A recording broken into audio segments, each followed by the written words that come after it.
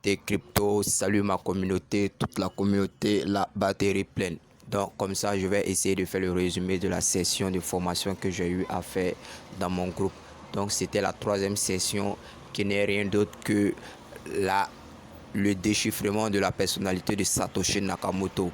Et il faut dire de passage que Satoshi Nakamoto est le créateur du Bitcoin. C'est celui-là qui a créé le Bitcoin sous le nom du Satoshi Nakamoto. C'est un personnage antique, c'est un personnage dont nous n'avons pas vraiment une image figée de lui. Personne ne le connaît jusqu'à ce jour parce que la révolution qu'il a créée, parce qu'il a bouleversé le système financier traditionnel. Un système qui vient bouleverser tout le changement de la finance décentralisée.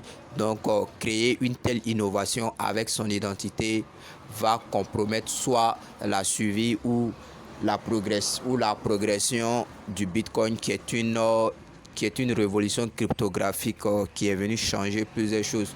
Donc j'ai eu à décortiquer un peu la personnalité de Satoshi Nakamoto. Donc je vais essayer de faire un bref.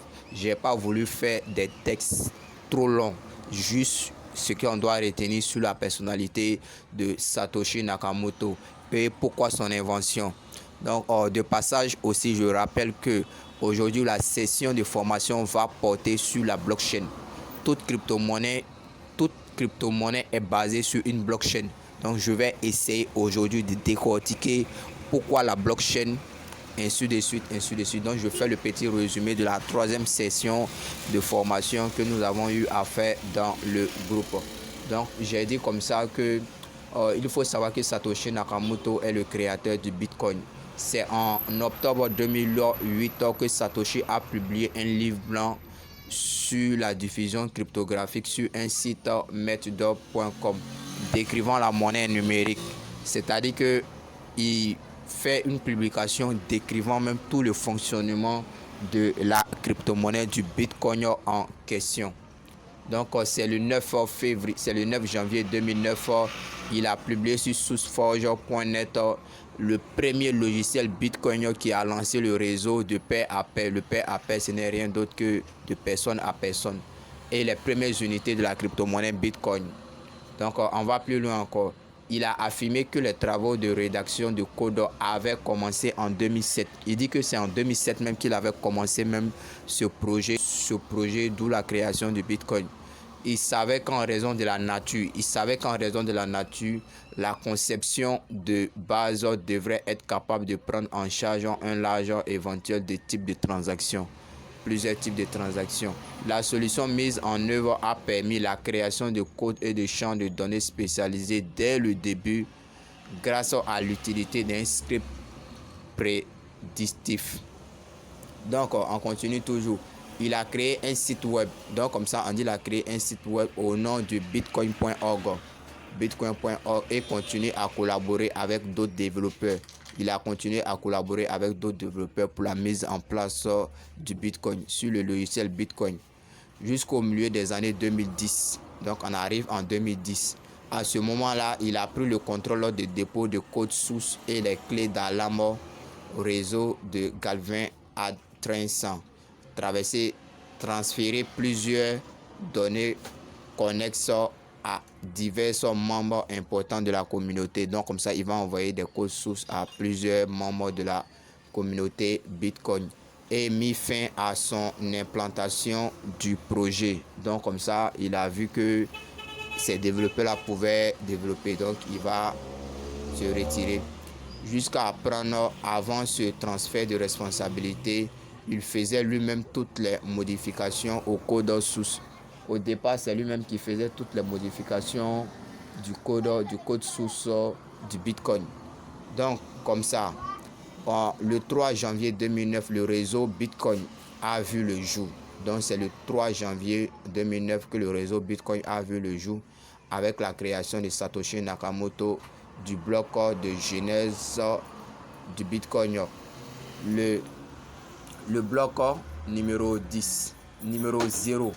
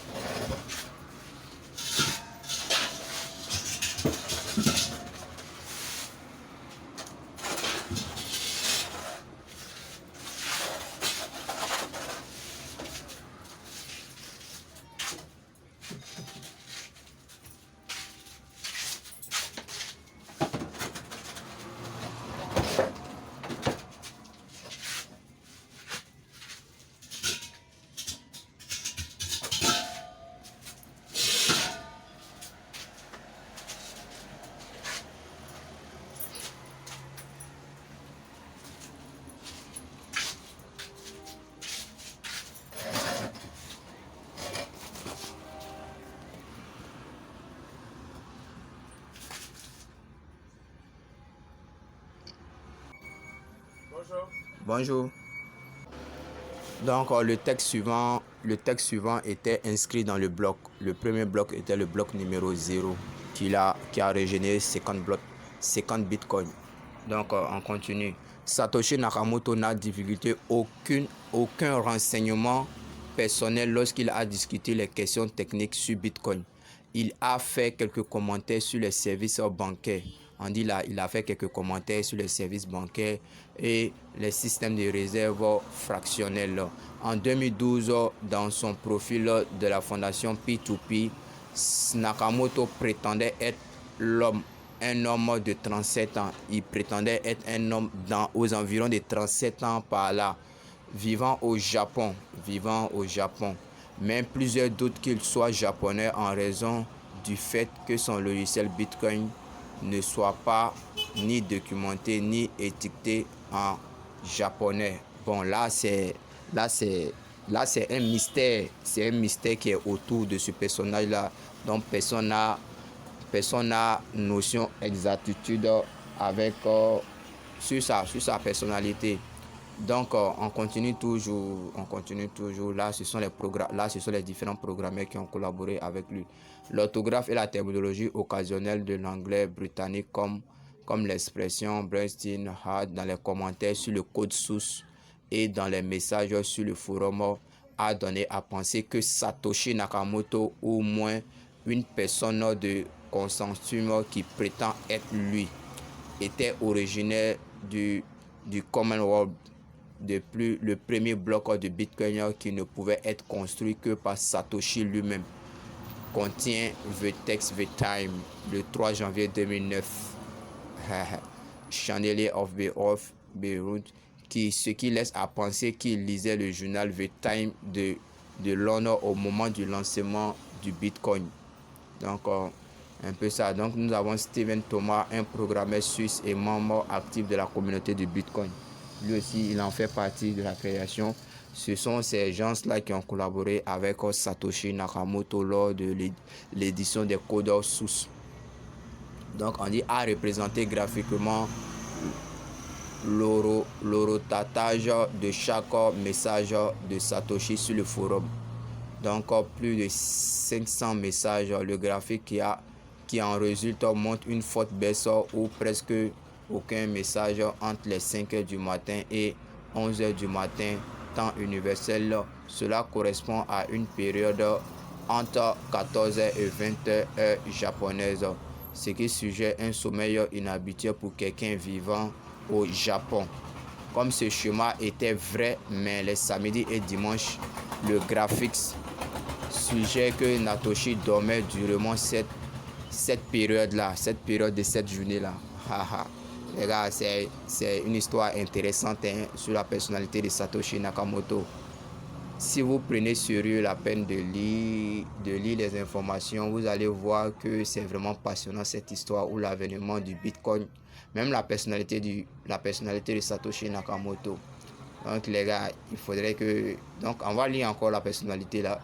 Satoshi Nakamoto, le créateur du Bitcoin, 15e fortune mondiale potentielle, demeure un mystère absolu. Vraiment, il faut dire que c'est un mystère absolu parce que personne ne connaît jusqu'à présent sa personnalité réelle. Le créateur de la première des crypto-monnaies n'a jamais été aussi riche. Vous voyez ce mec-là, il est vachement riche avec les bitcoins qu'il en possède. Mais on ne sait toujours pas qui c'est, ni même si c'est le seul ou même personne. Un progrès en Floride pourrait permettre de percer ce mystère. Ah là, c'est pas du jeu, hein, c'est pas du jeu. Donc, j'ai rajouté comme ça une image de soi-disant Satoshi, des images que on l'attribue, mais réellement, ce qu'il faut savoir, que personne ne connaît la personnalité de Satoshi Nakamoto, qui est le créateur du Bitcoin. Personne ne connaît. Donc, c'est ce que j'ai eu à développer dans mon groupe de la 3e session de formation.